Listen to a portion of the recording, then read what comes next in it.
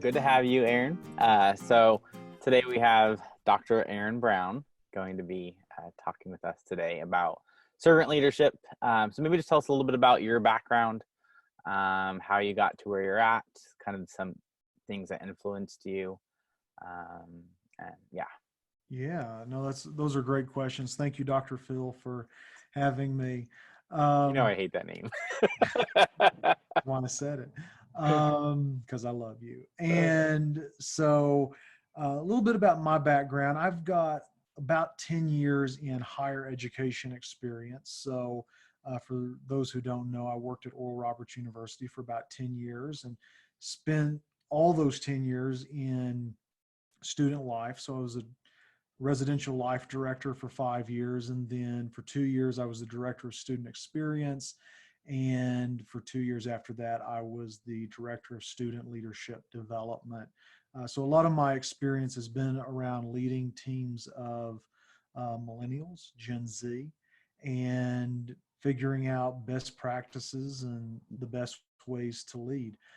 I completed my doctorate in strategic leadership last September and did it over Generation Z. Three major challenges that I perceive that Gen Z was facing, and then solutions that for and nonprofits can utilize in order to onboard and develop probably the most anxious and depressed generation in the past 80 years. So that's what I did my dissertation stuff on. And servant leadership is a topic that I strive to practice when I was working at ORU, that I continue to strive as our millennial ministry director at Antioch Church here in Colorado Springs. I also teach finance online for a doctoral program, and I'm also a consultant with nonprofits as well, doing product development and content development. So those are some of the many hats that I wear. As I mentioned, I live in beautiful Colorado Springs, Colorado. I feel like it's my calling to be an evangelist of how beautiful Colorado Springs is. And I live here with my little dog, Fenrir, and we take every opportunity we can to be out in the mountains playing. So that's a little bit about me. Very great. Good. So today you're going to talk to us a lot about specifically servant leadership. Yes. So where did servant leadership begin? It's a great question. There's a guy named Robert Greenleaf, and sometime in the late 60s, early 70s, he had retired from AT&T, and he had gone through this very long corporate career with AT&T. And by the time he retired, he asked kind of this existential question of, what is the meaning of my career and my life?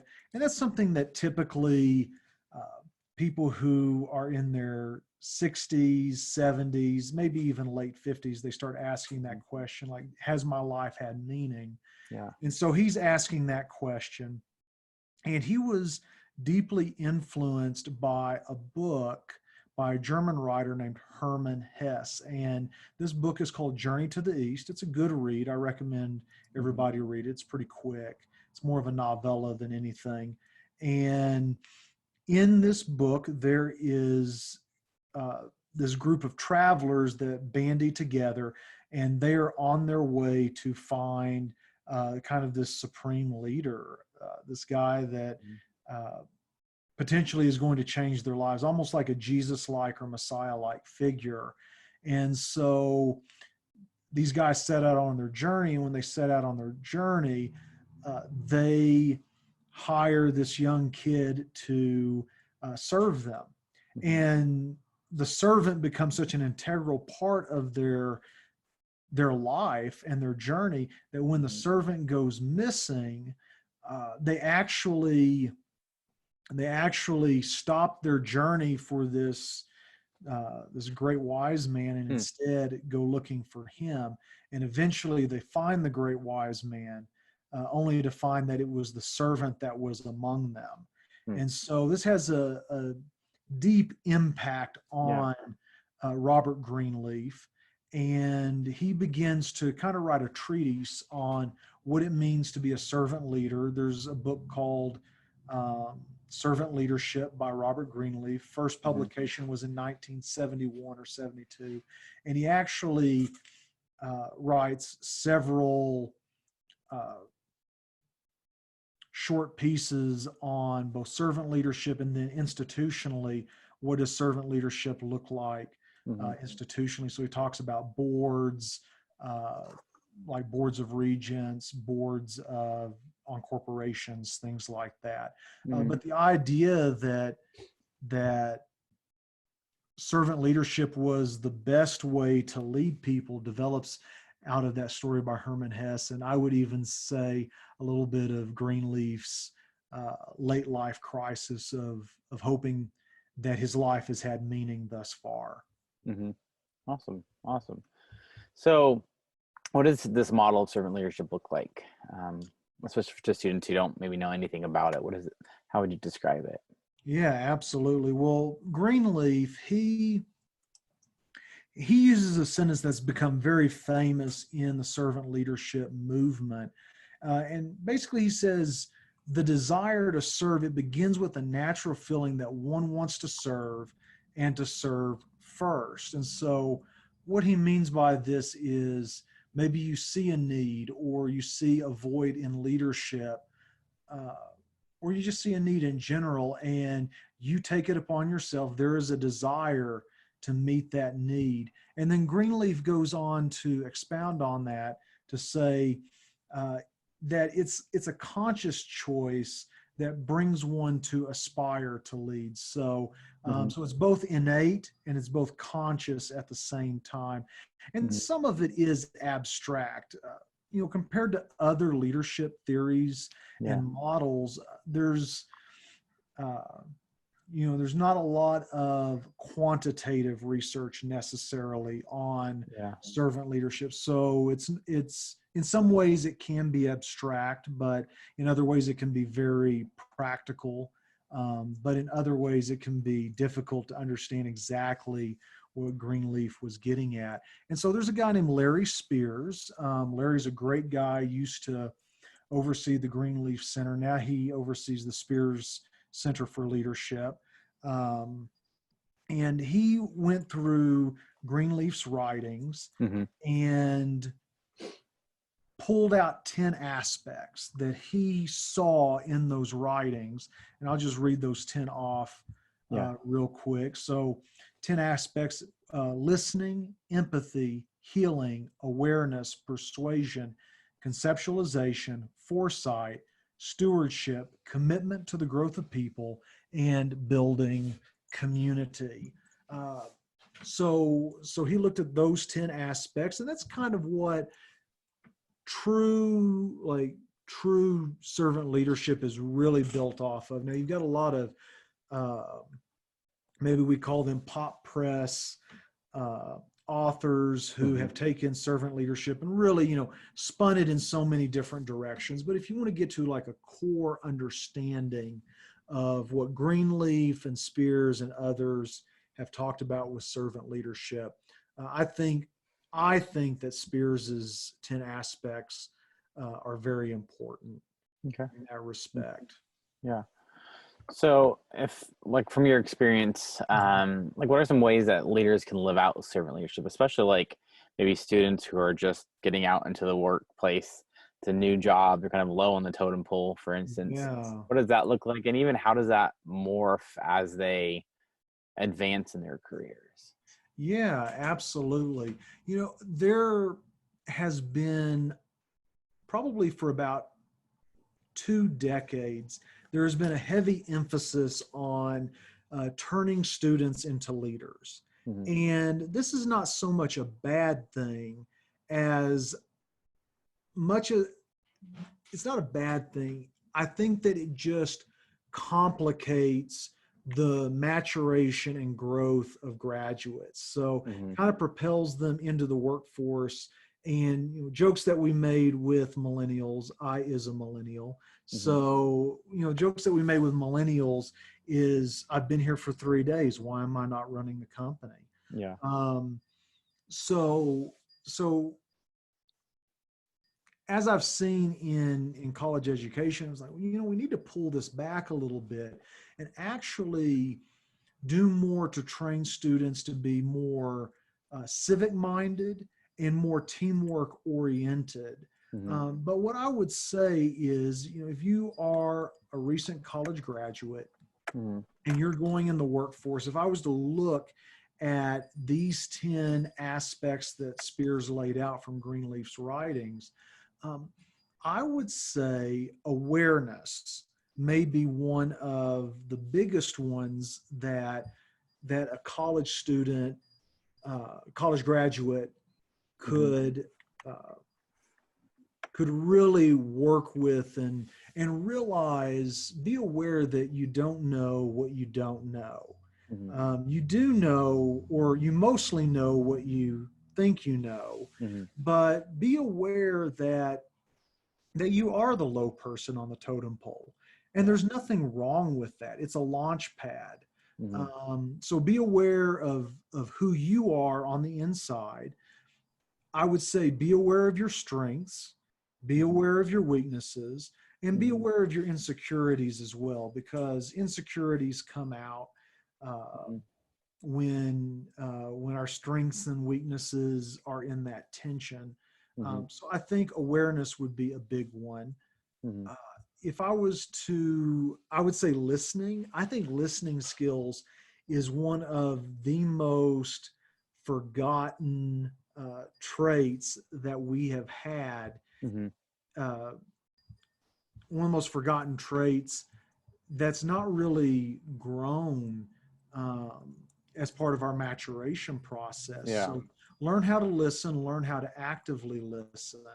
And so when your boss is telling you something, if you don't know what they're saying, if you don't know what they're telling you to do, say, Yeah. I understand this, but I think I hear you saying that. Hmm. Where did I get it right? Where did I get it wrong Yeah. in what I'm hearing? Yeah. So those would be a couple of things that I would pull out.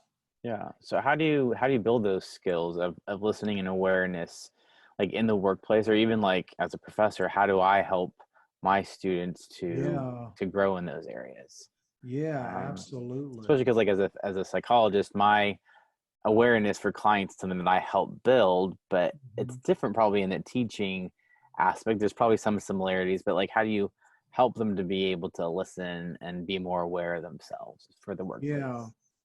workplace? One thing that I have come across in the last couple of years is the art of asking good questions. Hmm. And not just asking good questions, but asking the right questions. Yeah. So I'll have conversations with people, maybe, it's kind of in a mentorship role or something like that. Hmm. And I try to be gentle because that's servant leadership, right? I try to be gentle, but I'm also kind of blunt. Yeah. Um, I was like, okay, you've asked this question, but there's a better question to ask. And let me Yeah. tell you what the better question is. So I Yeah. think the art of asking better questions um, is something that you as a professor can model for your students. Hmm. And so, you know, I'm a huge fan of Albert Bandura's social learning Oh theory. yeah. Hmm. And and what I would say with that is, we as servant leaders, we as more mature people and Hmm. more developed professionals, we do have a responsibility uh, to model behavior for those who are underneath us. And Hmm. so, uh, lots of things may be taught, but they're more so caught when it Yeah. comes to life lessons. So I would say with students, if somebody asked like a not great question, I would stop and say, you're on the right track. Hmm. Let's talk about asking a better question. And this is Hmm. what I think the better question looks like. Yeah. Um, and then, so like listening skills, model listening skills for Hmm. people. Uh, Yeah. what I hear you saying is this, is that accurate? Right. And a lot of what I've learned from listening skills is actually uh, from psychology courses, things Hmm. like that. Yeah.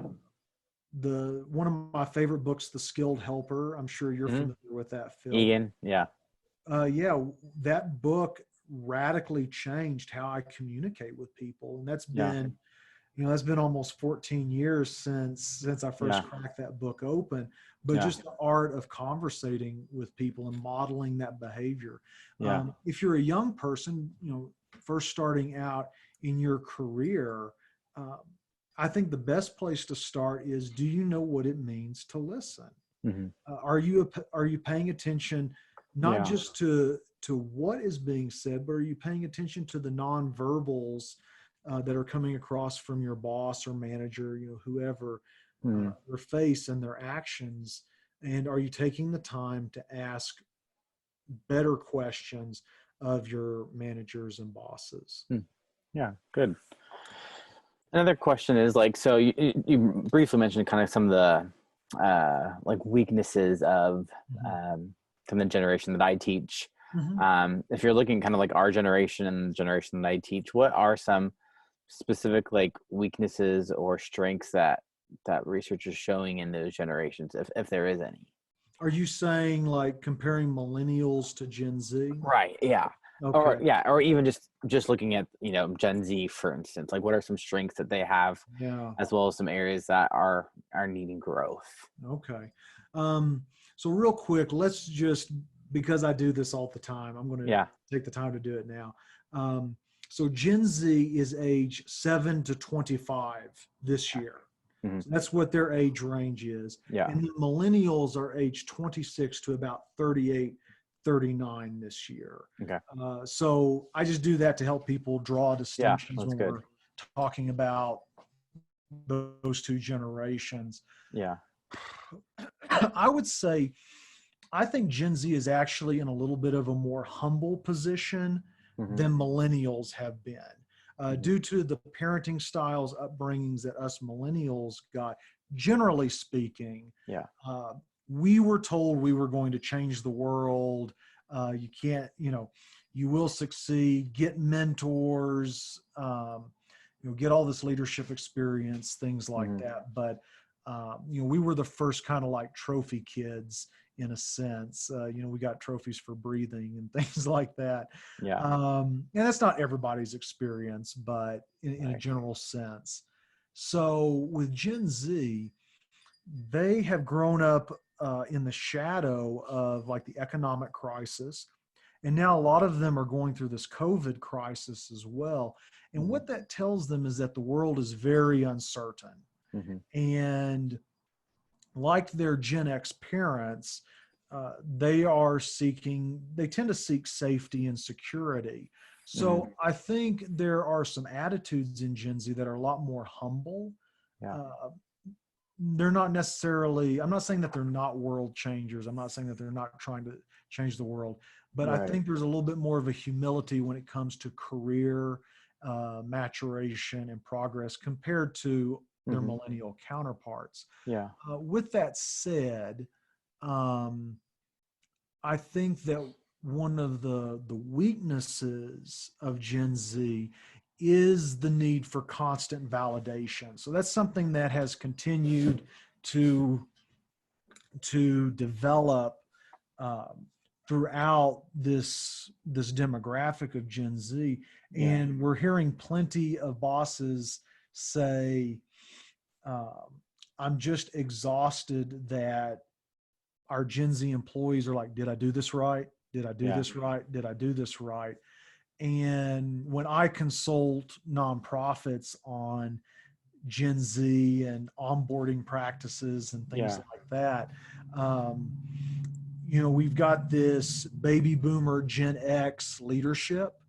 Yeah. That's kind of, so it's an age kind of 45 and up, 50 and up Hmm. uh, leadership age bracket, and they are just like, their heads are like spinning and reeling, because what they initially hear me saying is, well, you're going to have to hold Gen Z's hand a lot.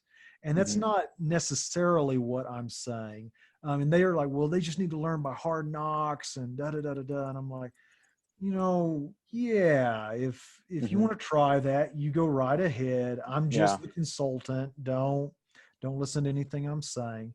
Um, but I see it as a great maturation and development opportunity for those older leaders. But as Yeah. far as Gen Z is concerned, I do think that the higher levels of anxiety that is Hmm. exhibited in this generation is due to multiple factors that we don't have to get Yeah. into here. But I think Gen Z is going to have to take a concerted effort to work on the anxiety component. And Hmm. I think one of the disconcerting things that we see in our society is this willingness to own or make anxiety a part of our identity. Yeah. And I'm not a therapist, I'm not a psychologist, but I do think that there's something problematic about that. Yeah. I would say in my own life, what a lot of people don't know is I have struggled with a genetic anxiety disorder from age 5 into Hmm. my adulthood. And somewhere in my mid to late 20s, I discovered this. And I said, I don't want to live like this Hmm. with this genetic disorder controlling me. Yeah. I want to be able um, to deal with this in a healthy way. And so I went to counseling and Yeah. began to deal with it. So a couple of cautions that I would have for Gen Z is, um, any mental health issue that you're dealing with is not your identity. It's Yeah. not the most defining factor about you. Hmm. Um, but I'm also not trying to downplay the severity of dealing with those challenges. Yeah. Um, so I think at some point Gen Z will have to say, I, w- I want things to be different in my life. Yeah. Therefore, I'm going to take these steps where my manager doesn't have to hold my hand so much, or I'm going to take these steps so that my relationships are more healthy Yeah. around me and I don't need constant affirmation to know that the world is okay. Yeah. Yeah. Yeah. Great. So you talked about some consultation that you do with various organizations, Mhm. companies. What are like some current things that you're helping companies to like Yeah. better understand, like on a day-to-day basis? Yeah, so the biggest thing that continues to pop up Yeah. with organizations is we don't know how to onboard. Hmm. We don't know how to onboard these new Gen Z employees. Yeah. We've been thinking of them as millennials for too long, and we're trying to develop them the way that we would a Gen Xer or a Boomer, and it's Hmm. just not working.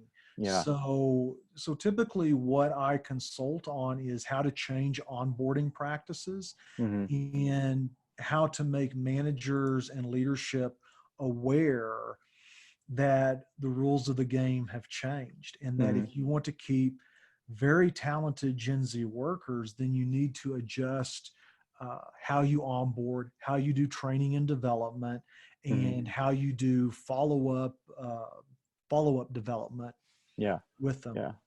That reminds me a lot of just like understanding the culture, and that this generation, every generation has a unique culture about them. And Yep. like onboarding with missionaries from different cultures, like that's Hmm. the area that I'm looking at. Of you have to Yeah, know what culture they're a part of to be able to help them understand the culture of the country they're going to. Seems like absolutely. that's kind of the same idea for different generations, to teach them this is what this generation on average is like. Yeah, Yeah.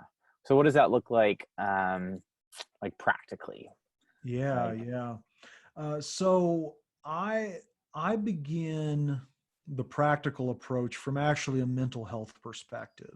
yeah. So uh, my research and many other people's research has shown that Gen Z is the most anxious and depressed generation in probably the last 80 years. Hmm. So with that, if you're anxious, if you have high levels of anxiety, this is going to fuel your need Hmm. to have constant validation or affirmation that you're doing your job well. Yeah. So, practically, what that looks like is actually changing how we do 30, 60, 90-day reviews, Okay. and how we do coaching in the business setting. So one thing that I encourage, and I'll be out in Tulsa, Oklahoma in August doing a workshop on this, Mm-hmm. is uh, I'm a huge proponent of incorporating what are called cognitive behavioral skills or technique Yeah. into the onboarding process and even the mentorship coaching training process. So Mm-hmm. one thing that we see here in Colorado Springs with a lot of our nonprofits, because they're faith-based, they actually encourage their employees to come in, be in by 8 o'clock, 8:30, whatnot. And we want you to take that first 30 minutes and have your, some people call it quiet time, devotions, reflection time, whatever you want to call it. But the expectation is that you get into the Christian scriptures, you pray, and you Mm-hmm. reflect. And so I work with organizations to understand that you can take that same principle of carving that time out Mm-hmm.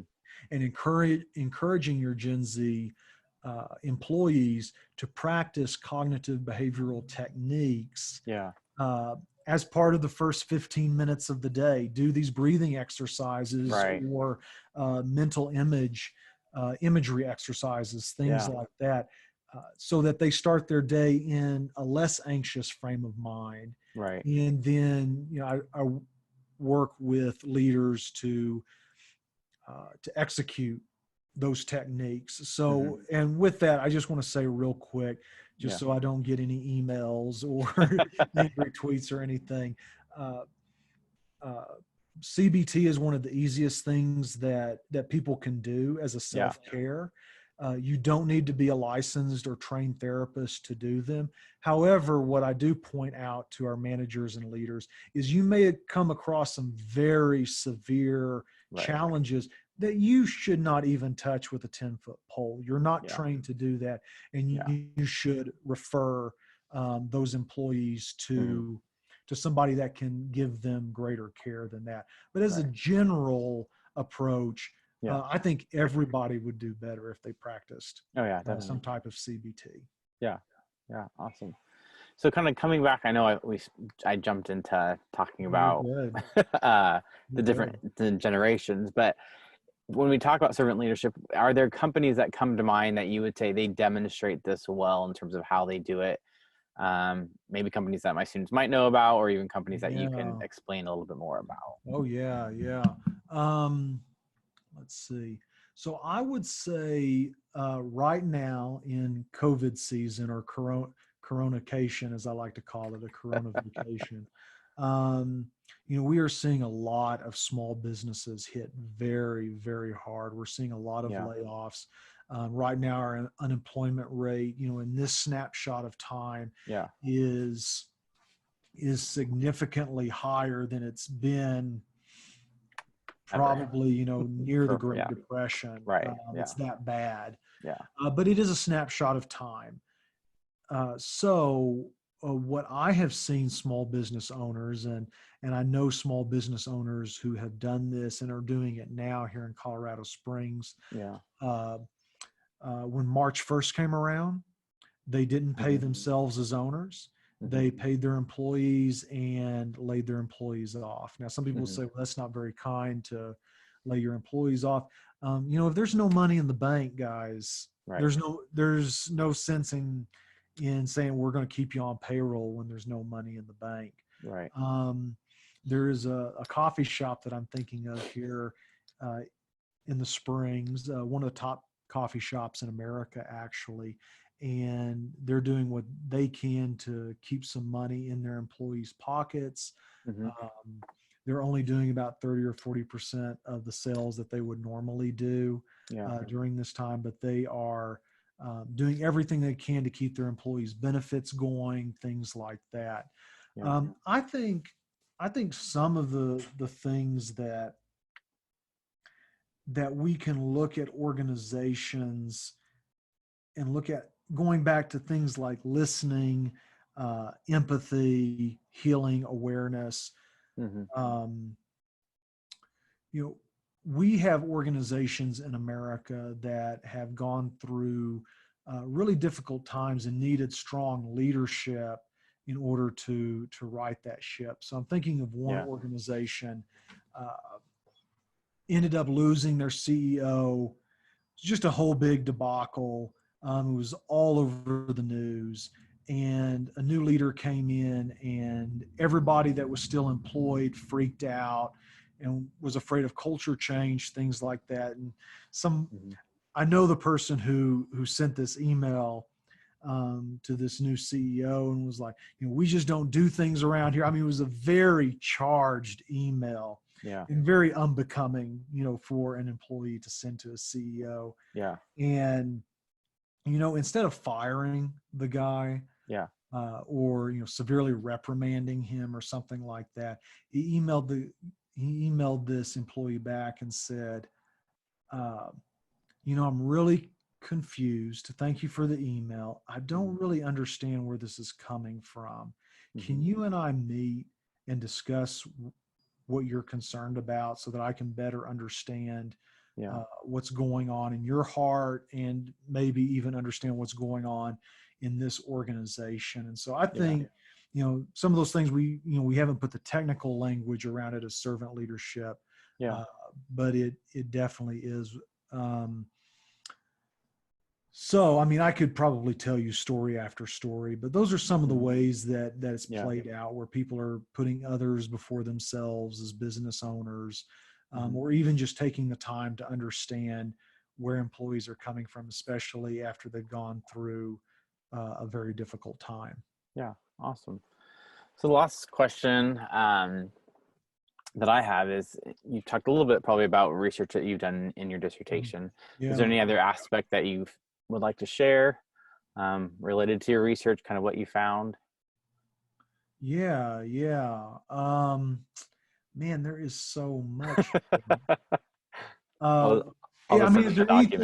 anything? I mean, it's such a broad That's question. true. Yeah. Is there anything that you would that maybe in your mind to kind of zero in on Yeah. or hone in on? Um, I guess maybe the best, or the question I have maybe is more of, how do you come to understand culture? Like, if you want to say, hey, I want to better understand the differences in generations, um, what would you recommend in terms of how to study that, how to understand that? Oh, okay. Yes. Okay. So, I've really enjoyed exploring Gen Z. Exploring Gen Z is something I continue to do. Yeah. I think that with any generation, uh, we should think of ourselves as explorers. We Hmm. should think of ourselves getting on a boat, raising the sails, pulling out the compass, and heading into culture. That's Yeah. kind of the metaphor that I like to use with it. Yeah. Uh, but what I really geek out about is the study of generations. And Hmm. so, one thing that I'm in talks with an organization about is how to map out the lifespan of a generation Hmm. and what to uh, how can organizations assist their employees as they age through their lifespan. Yeah. So with Gen Z, we could, we'll use that for instance. Yeah. Uh, in generational theory, which is a theory developed by Neil Howe and a guy named Strauss, um, and they wrote a book called Generations, and they wrote another book in the late '90s called The Fourth Turning. I recommend both of those books. Hmm. Foundationally, that is what my institute, the Institute for Generational Dynamics, strives to do, Hmm. is communicate a generational framework through their theory. Hmm. But with Gen Z, for instance, Gen Z is growing up in a season, we want to use that word, a season that is called a secular crisis or just a crisis. Hmm. And, we look at that and some people say, oh, if Gen Z is born in 95, 97, then 9/11 is the beginning of that crisis. It's not. And 9/11 has very little impact on Gen Z. The majority of Gen Z were not around when that happened, Right. and the ones who were around have very little cognitive recollection of that Yeah. happening. So that doesn't shape them. What does shape them and will shape them is about three or four things. The first one is iPhones, and we see that iPhones came out in 2007, 2008. So iPhones, social media really began to take off, and this began to affect how Gen Z process information and view the world. Mm-hmm. So we think of ourselves as older people who are not internet native. We see ourselves as deeply affected by technology. Like, oh, I'm addicted. Mm-hmm. Yeah, we may be addicted, but we didn't grow up with it. So, imagine a brain that is developed by the thing we are addicted to. It just it just takes a completely different nuance with that. 2008 financial crisis. A lot of Gen Z remember the 2008 financial crisis, and they saw their Gen X parents going through a very difficult time, trying to make ends meet, survive, things of that nature. So that has a profound effect on them as well. The second thing that's having a profound effect on Gen Z is our current political crisis. So nothing that I say should be taken as support of any political party. But we are in the most polarized political time that we have been in probably the last 80 years. Yeah. And so they are seeing this play out, especially because there's no common ground for our political process. So if you are pro-life or pro-abortion, there's no common ground with that. If you are pro-intersectionality, anti-intersectionality, there's very little common ground with that. And even like our parties are so far apart that we won't even cross the aisle to make things work. And we're seeing that play out, which I think will be the next crisis or another part of the crisis. We're seeing it during COVID. So we are seeing Democratic governors like Newsom out in California get lambasted by Democratic ideologues because he's thanking the Trump administration, or at least thanking organizations that are empowered by Trump. And so the ideologues are out there saying, you shouldn't do that. You're just pandering, et cetera. It's like, well, so what you're saying is we're not allowed to find common ground, and we're not allowed to thank people when appropriate. So social media, smartphones, 2008 financial crisis. I'd also throw parenting styles in there, but we don't have time really to jump into that. And this COVID crisis. And then the fifth thing I think will be re-election in November. So whoever wins this presidency will really chart the course for probably the next 20 to 25 years of the American experience. So the thing with Gen Z is most of them are adolescent, or I'm sorry, most of them are children or teenagers going through this experience. Gen Z's age 7 to 25. So only a small segment of maybe 19 to 25, has some control over their lives. So this is a generation that we would say is growing up in the shadow of a crisis, and they really can't contribute anything to it. So they feel powerless to some degree. And also that crisis, they will be told for the majority of their adult life, and even right now in their younger years, they are told that they are taken care of. Mom and dad's taking care of them. The government is taking care of them. Somebody is taking care of them to try and shield them from the horrors of this crisis. But for the most part, they will feel like they were not able to contribute anything to it. So when they get into what are called their rising adult years, so this Mhm. is going to be like age 21 to 38, something like that. Mhm. They'll continue to play this out, and they will steer themselves into very orderly jobs. Yeah. So engineering, mathematics, accounting, nursing, things like that. We've Yeah. seen that every time we have a Gen Z generation, and there's been 3 or 4 previous Gen Z generations, Mhm. we see this happen. Yeah. But when they get to midlife, they are going to say, I have played it safe my whole life, Mhm. and I'm bored to tears, and I really want to spread my wings and push the Right. limits of my experience. And as they start to do that, Mhm.